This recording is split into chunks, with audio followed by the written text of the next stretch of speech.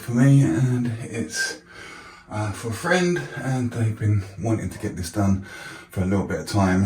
It's one of those cases where the whole house is being done up, but time and money and stuff like that, and people are living in here, it's been difficult for them. So we are in to sort a couple of little bits and pieces out.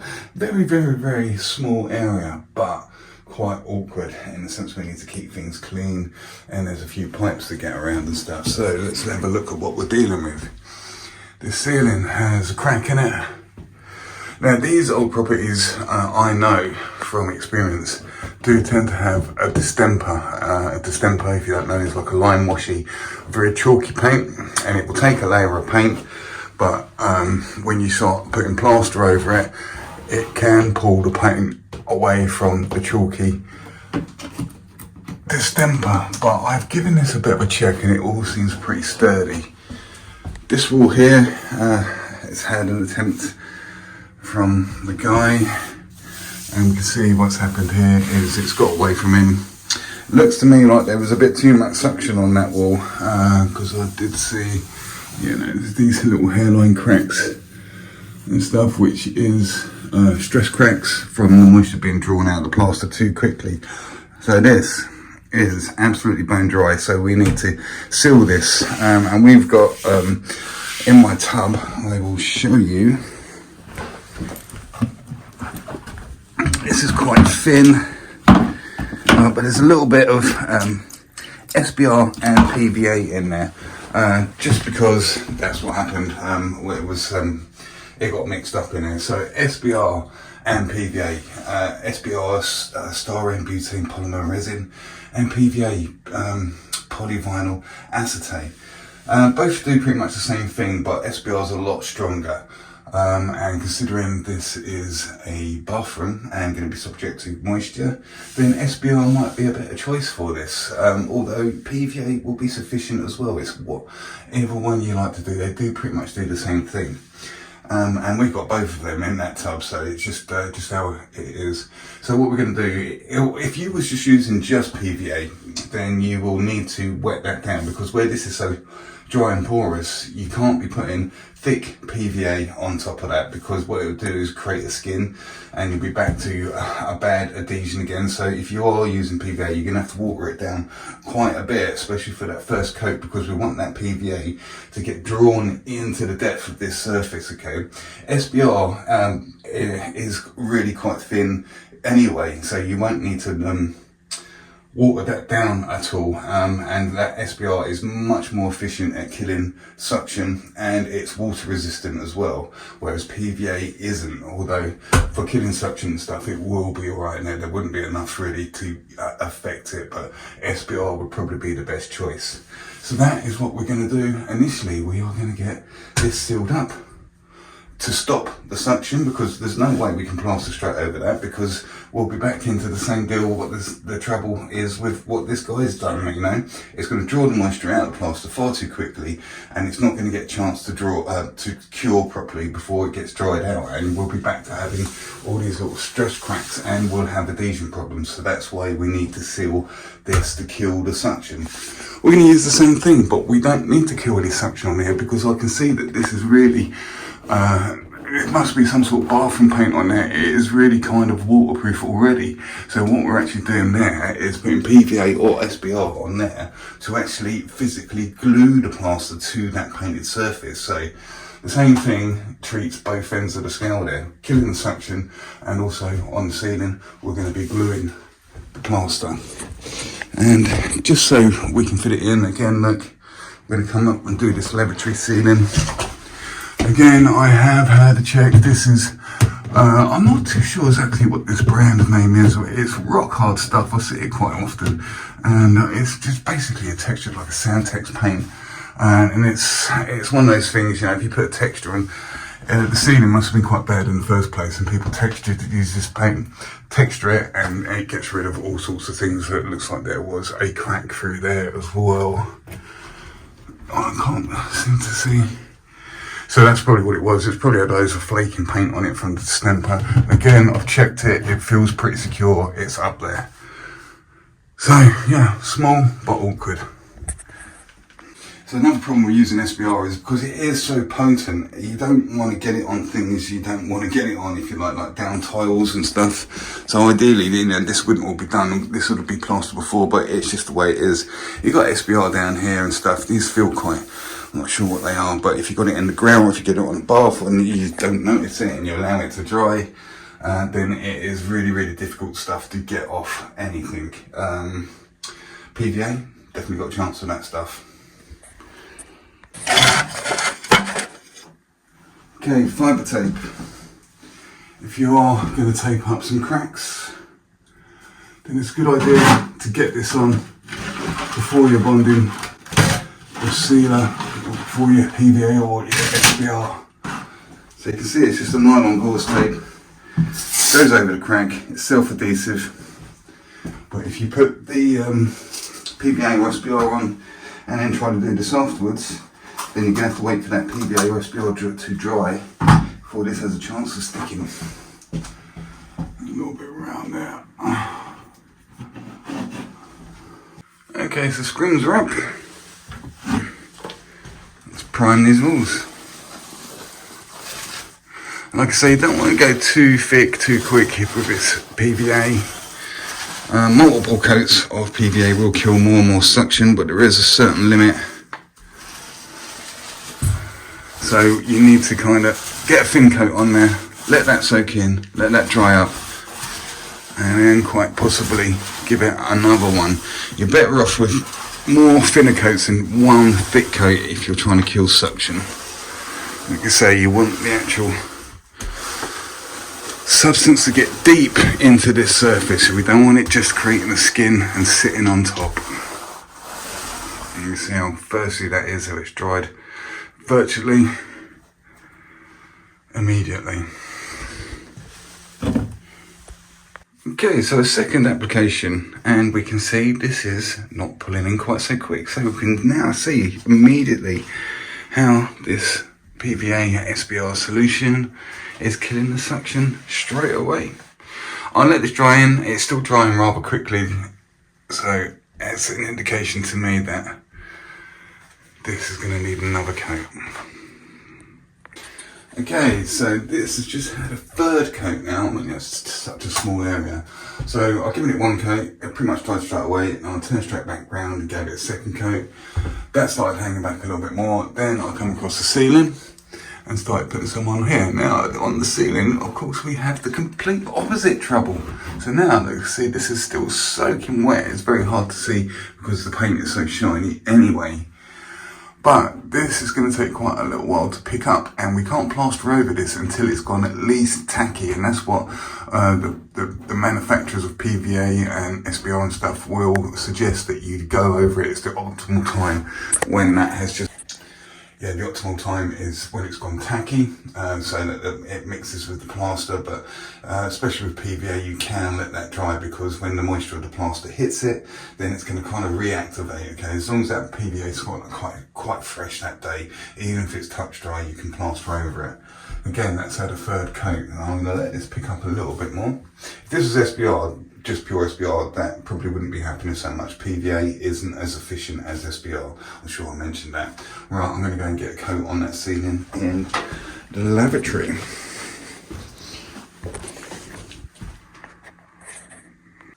Okay, so on many ceilings you have a ceiling rose, and you can see that there's a screw here and a screw here, and that's what holds up the ceiling. So it's well worth taking the time to unscrew those a little bit and just get the slack from the wires and just pop it away from the ceiling so that you can get your plaster to go underneath. It's much easier and leaves a better job doing that than rather than trying to go around. If this was all up and flush the ceiling, you're going to get plaster all over this bit of plastic. It's going to be difficult. It's, you know, you'll be messing around. You'll be saving time by spending time to pull this away a little bit. So there is a third option for priming your surface just prior to plastering, and that is the grits you can get. You can get all sorts of different grits, and to be honest with you, this painted thing is pretty much what a grit does. So we've just PVA'd over that anyway. But yeah, grits are probably my least favourite, but sometimes they do come in handy.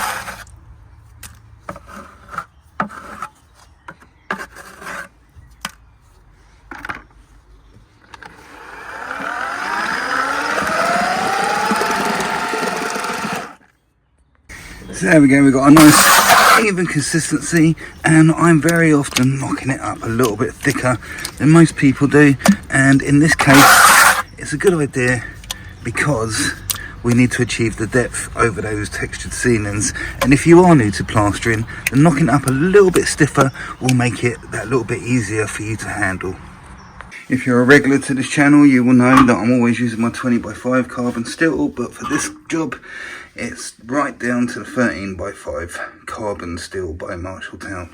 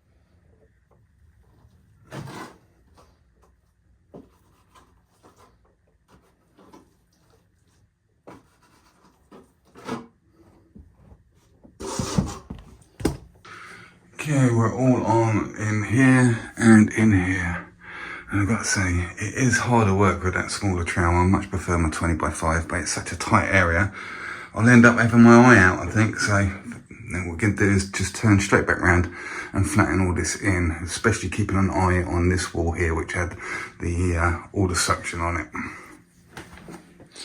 So to flatten in, I've switched to this Rafina Flex 2. It's a little bit stiffer than a lot of other flexible trowels, and you do need to be careful when you start introducing a flexi trowel so early on, because it can leave quite a lot of ripples. This is why you need the tougher trowels. But in this case, these walls are quite undulated. It's such a small area. We're going to use it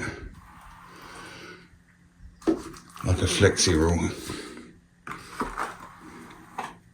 Just flattening in this first coat.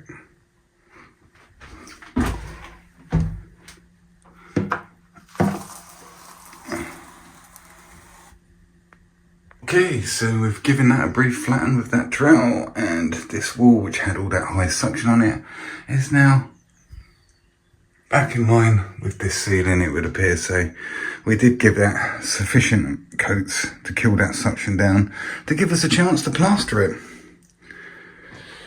In here, because you remember this was the more textured ceiling out of everything else, the pattern is bleeding through a little bit. See, that's just where the plaster in its wet state is sagging due to the texture underneath it. So there's not much we can do about that, because you can keep troweling over that, that's always going to stay there until that plaster picks up.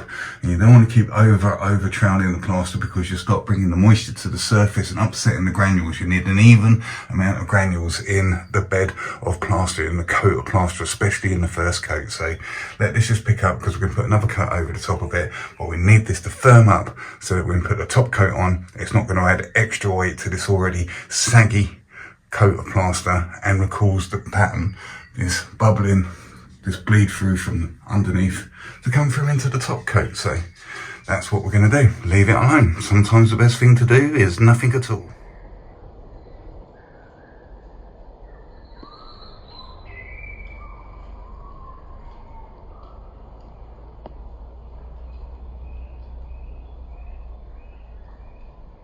Yeah, we've given it a little while. We've just come back out to check it, and look, yeah, I think that's pretty good. I think it's ready for a second coat. And this hasn't gone too fast either, so we're looking pretty good.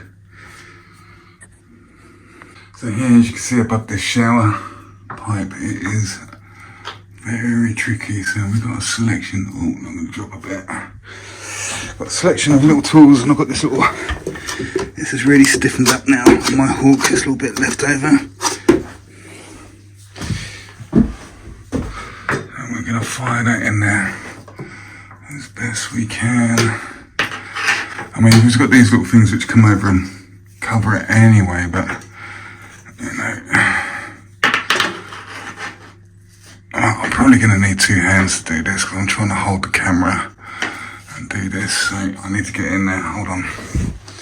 Okay, to get behind those pipes, look, we've got this little tool here. Oh, let's collect a bit up of the stiff stuff. Let's see if we can get it in a nice, there we go. Oh yeah. Oh, it just gets under there like that. Perfect.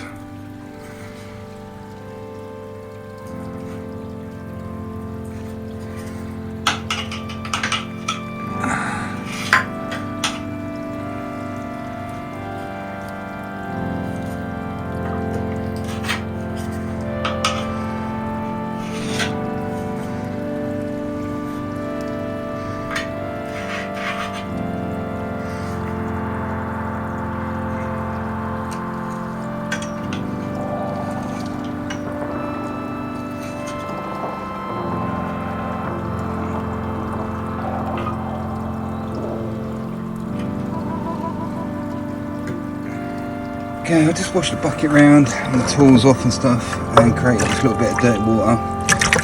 There's fresh water in there, but we don't need hardly any material now compared to what we did need to put that first coat on. So this is for the second coat.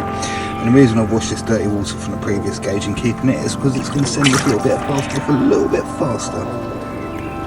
Okay, quite a lot less and quite a bit wetter. Let's go and get it on there. That's the second coat all on. Now I'm sticking with the 13-inch trowel I'll put it on with, and I'm just going to flatten this in straight away.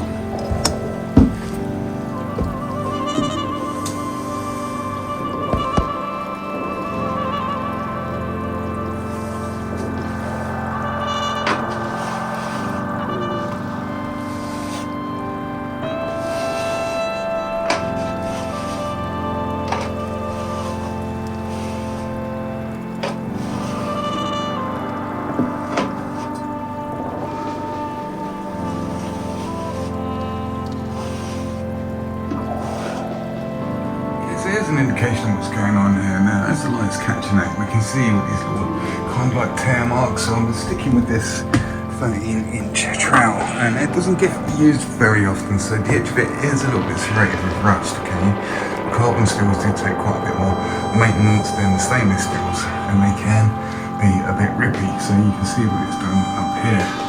But on this wall here where there was suction, see this one's virtually gone. I'm now going to switch back to the stainless steel, this 16-inch Rafina, and I'm going to run over it with the wet brush with that, and then we'll come back and have another look.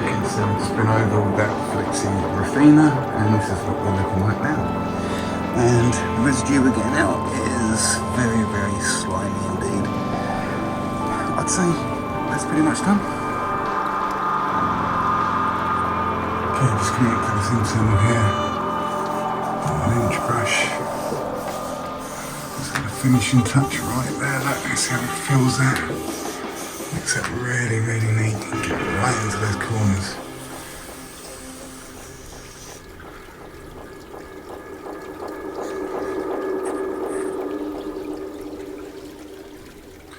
And there, brushed in.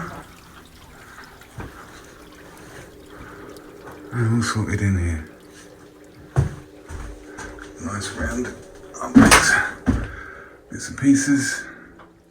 Got round behind there. Just need to give a little bit of a clean off to where we've come down onto the tiles a little bit. Tiny little bit of a scrape off and a little wipe, and that should be fine.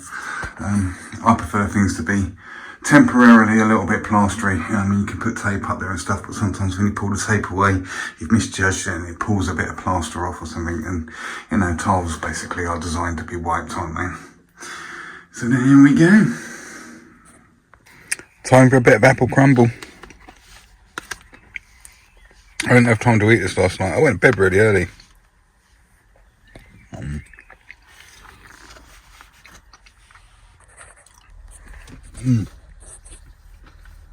Homemade apple crumble. My lovely wife Judy made last night. And we made a pie as well, vegan chicken pieces and leek, chicken and leek pie. Judy did most of the cooking. I'll show you a picture of it. I did a little bit right at the end. I'll let you see. I'll show you a picture and you see if you can tell what little bit I put on there.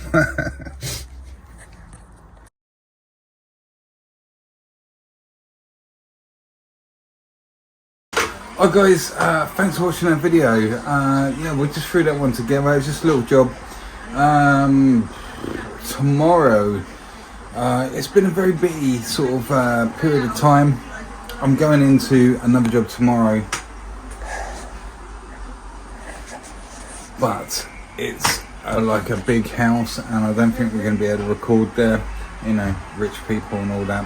It's in Weybridge, like the Walton-on-Thames sort of area. Anyway, it's a massive, great big house. I'm in with some other guys, so I don't think I'm going to be able to record. So I'm not sure when I'm going to get the next video up. But in the meantime, do have a look at the rest of the playlist. There's loads of stuff we've got on there now. And also we've got the Facebook group, Plaster 74. Come over there if you wish. You can engage with us a little bit more on there. So yeah, there you go. It's Monday evening. I'm getting this up. I might just get this up tonight actually. It is what it is. Little job we did today. So I will see you on the next video, which won't be too long at all. Alright, take it easy guys.